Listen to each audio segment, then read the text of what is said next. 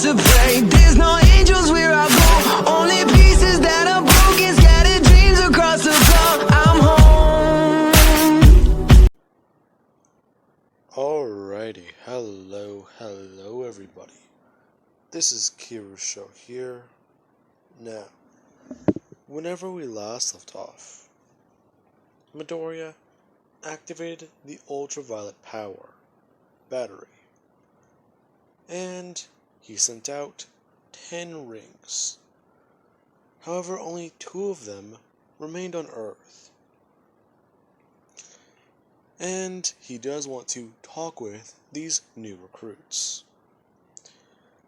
Now, after Midoriya watches them fly into the distance, he does turn to Jiro, telling her that he is very happy that she was here with him to do this. But, well, he's gonna have to go meet those two in a minute. He's gonna look and see who they are, and then go to find them. He'll be back at home as soon as he can. However, it might take a while. I am gonna have to take them to the fortress. Her just saying that she understands, and that, in fact, she will see him there. Leaving. Her herself flying off. Now, with that being said, Midoriya would see who these two lanterns are. A young boy named Kota, and a young girl named Arry. Now, Midoriya, using his speed, would immediately just disappear. Everyone who saw him staying there just saw him vanish into thin air. As Midoriya appears in front of a young man. Now the young man, he is still confused and trying to gain his bearing. He does want to ask this thing questions, and he also does want to put on this ring. He did grab it out of the air. He does notice it and remember something about it. From what he remembers, a hero wore this ring once, right? Did that hero die? No, young man, I am not dead. Kota just looking up. Someone just dropping the ring as he just looks up to see Midoriya, floating in front of him. He has all of his rings, is carrying the symbol of Superman, and the God Killer sword is wrapped around, well, his back. I want to say somewhere around the middle to upper part about his back. So somewhat like how Slade has, I was going to say, that tactical vest on, but he does not have it in the picture.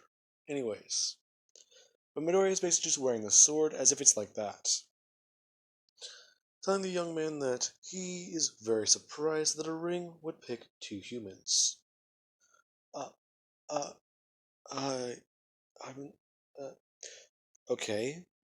You need to calm down. I understand this is probably very weird for you. But at the same time, it is also a great honor. Trust me. This time around, this symbol is going to mean something else. Kota's still kind of surprised. Finally, at least bending downwards and picking up the ring. Midoriya explaining to him exactly what he needs to do. Put on the ring, and he will be a member of the Corps. The ring already informed his about your name. So, are you ready to try and take on a better challenge? To be a hero? The two talking for a bit.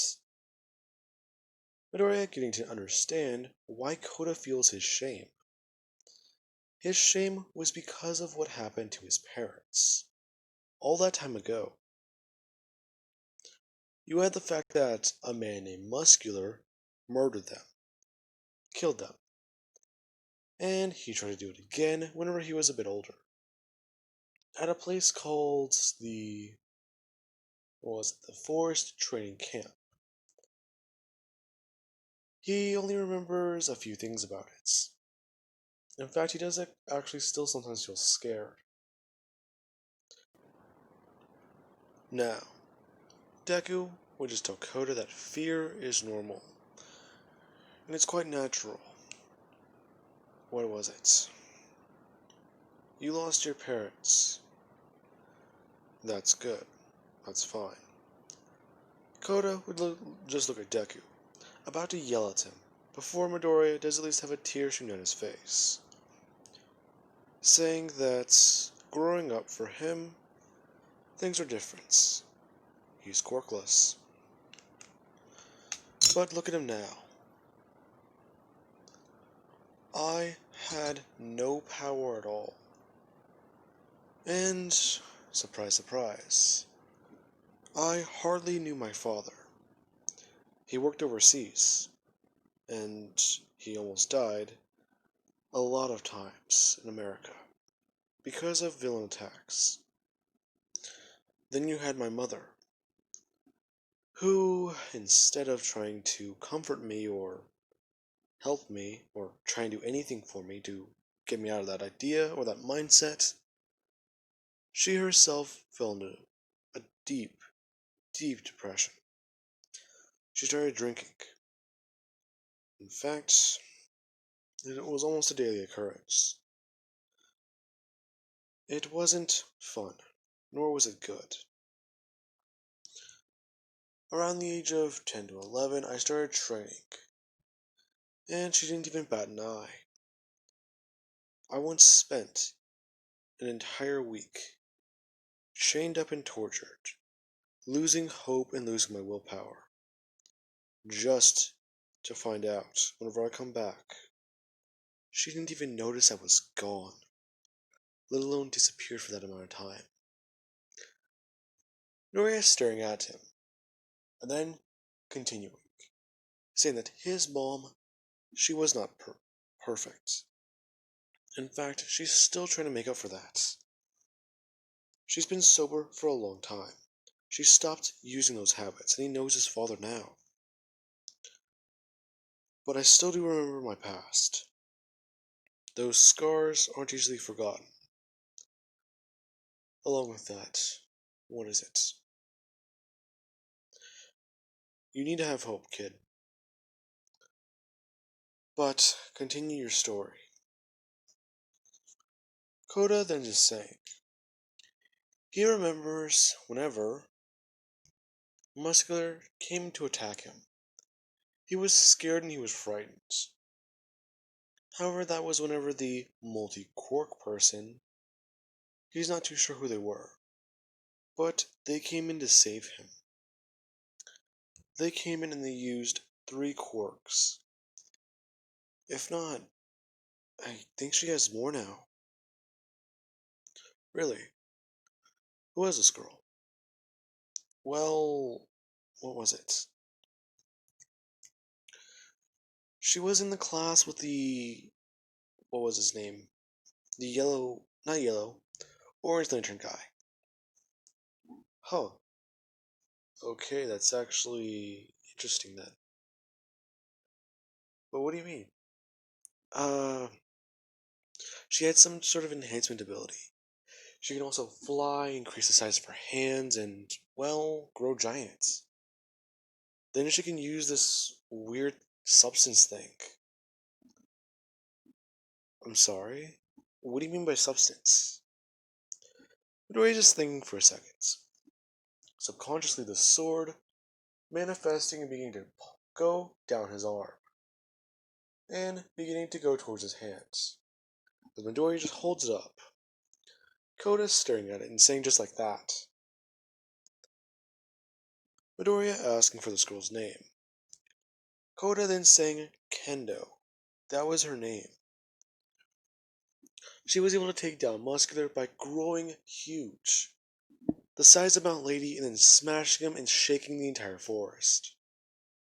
Things were so crazy, he couldn't believe it himself. What was it? She almost passed out and smashed a lot of people, though. So she can't really control the power. In fact, I don't think she... What was it? Yeah, I think that Bakugo guy won the sports festival that year. But she didn't participate. Now, Midoriya is informed that Kendo has won for all. And for those of you confused as to why I'm giving it to her, I just did something in my Discord that I basically explained. Name a My Hero Academia character from Class 1A or 1B. The first person who did so had their character picked. I sometimes do that for what ifs. In fact, it's the same reason why Mineta is in the Space Marine what if as a Space Marine. For those of you who have not seen that, that's a thing. Anyways, let us continue. Now, Kota, after a bit more talking and time, would put on the rink. And Midoriya would inform him to head to the Fortress of Solitude, the giant crystallized structure in that direction, pointing towards the northeast. Now, with that being said, he would then make his way towards the other rink, tracking it. And he would eventually find a young girl standing on a rooftop. She is looking at this rink, and she's not too sure what to do with it. She knows exactly what it is. It's a lantern rink. It's going off of one of her emotions. Her somewhat just annoyed by it, cocking her arm backwards and going to throw it. As her she does actually throw her hand forwards and immediately just stops. Her turning around to see Midoriya, who grabbed her wrist, asking her exactly. Now, Arry would immediately try and pull her hand away from Midoriya, or at least pull her wrist away, trying to avoid physical contact with him. Her dropping the ring and Midoriya just letting go of her. Her just saying that he needs to stop doing that. No one should be close to her. Just please stay away. Okay? I'm not gonna do anything. I'm just here because that ring chose you. In fact, earlier today I sent those rings out. Why would it choose me? Well, clearly, you don't know what emotion it's tied to. You know it's a green, or a lantern ring. I guess not green. Jeez, those really were common back then. Anyways, now, that ring, it is looking for someone to use its power. In fact, I just talked to the other person. So, you have been chosen by it. And in fact, I believe that you yourself will be a perfect choice. But I don't want its power. I don't. I, I just don't want to use it. Why? Because I've hurt a lot of people with my quirk and caused a lot of accidents. I've lost control of it before and hurt quite a lot of people, including my own dad. He's gone. I don't even know where my mother is. I'm fairly certain she died on Earth. Ah, I'm sorry. Midoriya bending down and picking up the ring. Something that he understands, though. He is, well, Superman. Kinda. Her looking up and asking what he means by kind of. Him giving the explanation on what he did. He was human one day, then, a few hours later, after absorbing all this power, he kinda just turned into this. A Kryptonian. Every molecule in his body is supercharged with solar radiation. And as he would just point up towards the sun, saying that just keeps charging me. This somewhat surprising her. then asking him a question. Why? Why did he do it? To save everyone, of course. Then again, I probably would have died again. Again? Yeah. Trust me. I know what it's like to be a villain. In fact, believe it or not, those rings used to control people back then. What was it? Before I ever had mine, the Green Lantern, Hal Jordan, before he turned, he had to deal with his friend, who was taken over by the ring. After that happened, they were able to get a lot of things solved out with it, and drive off what remained of the core, since they like to take people over and, well, do other things. Midoriya explaining Umbrax and a lot of his life story to her. Her kind of conflicted by it. Midoriya has hurt quite a lot of people. However, every single day he tries to make up for it by doing something. Along with hearing that he actually gave his life for someone, only to come back and almost do it again. Except he almost gave his life saving Earth. Since everyone was so focused on a primary plan of how to stop the thing that was killing their son, and Midoriya made a backup plan. Because of that, people are here and she is here. Midoriya explained to her, as eventually she would understand, and somewhat tear up.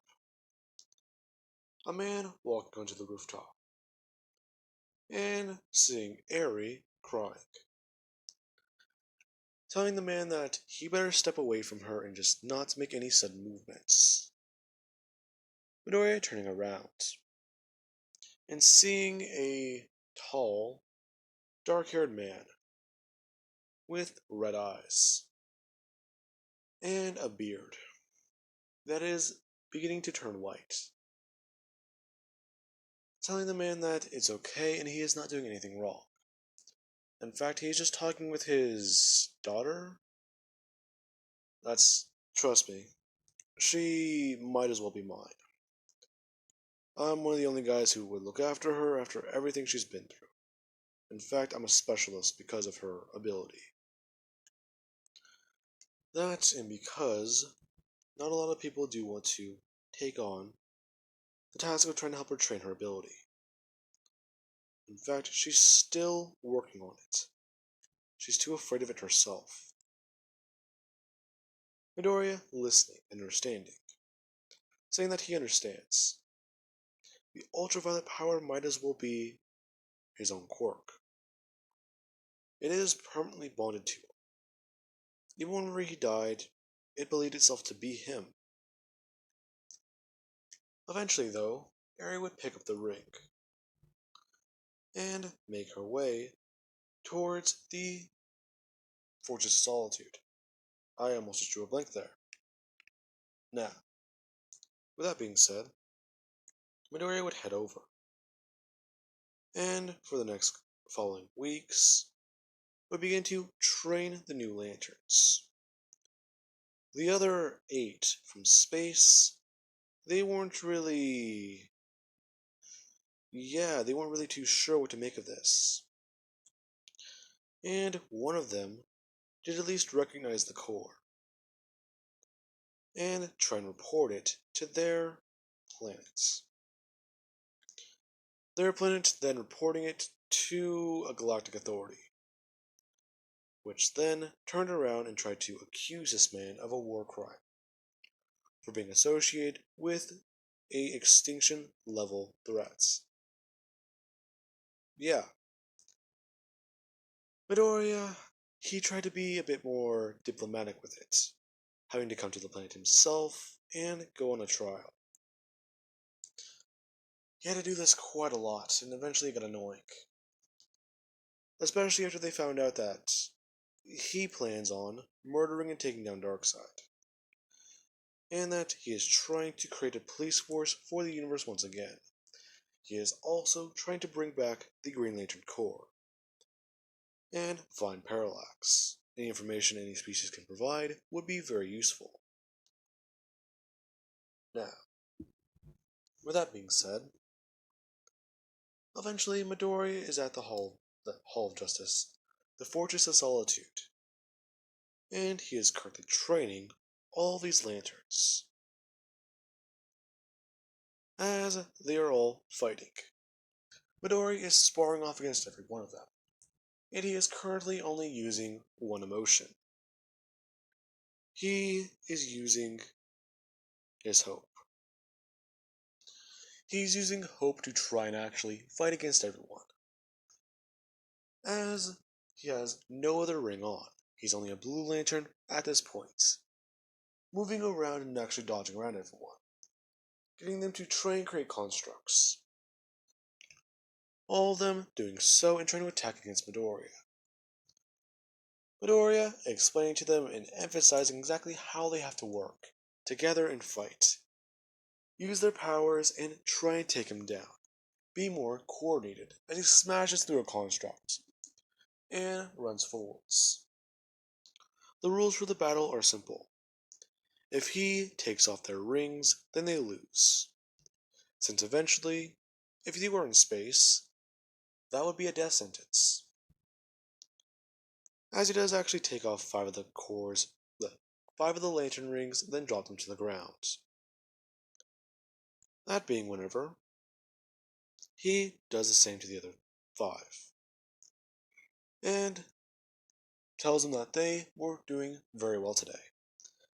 They actually lasted 0.23 seconds longer than he expected.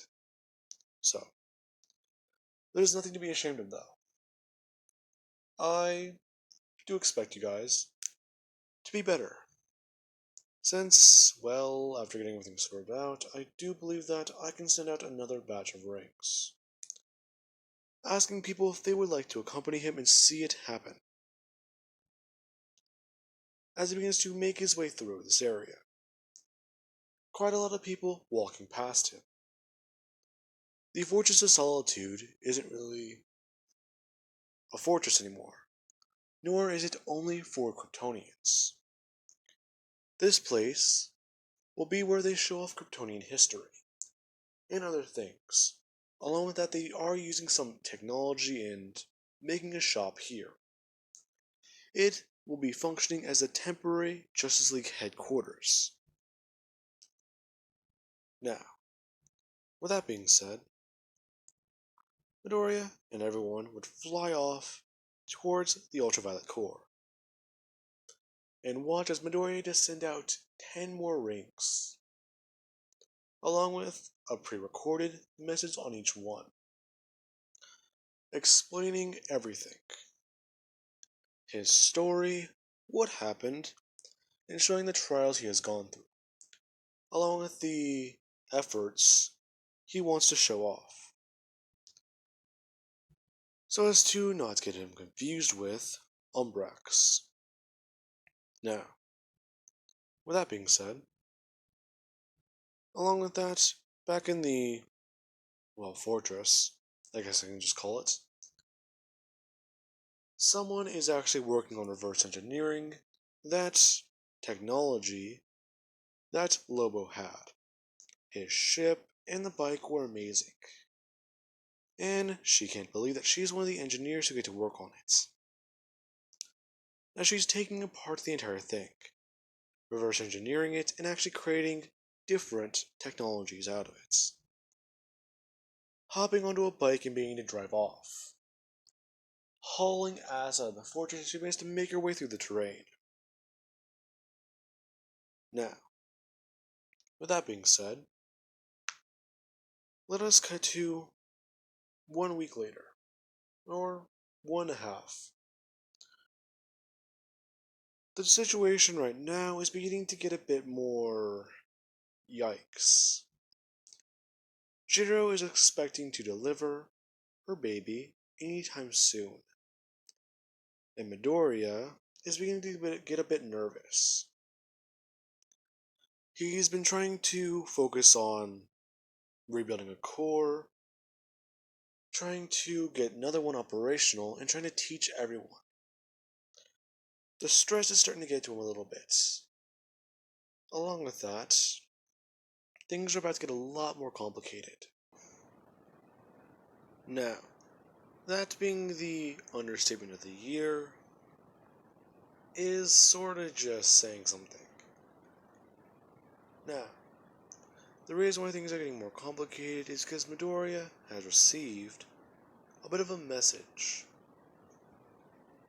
It's not really easy to explain either, since the way the message was presented to him was sort of like a boom tube opening,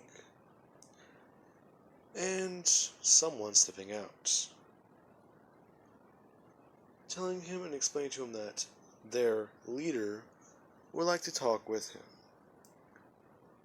This being, I believe his name is Orion, saying that their leader on New Genesis would like to talk to Midoriya, and that he does have a lot to try and explain on their planet.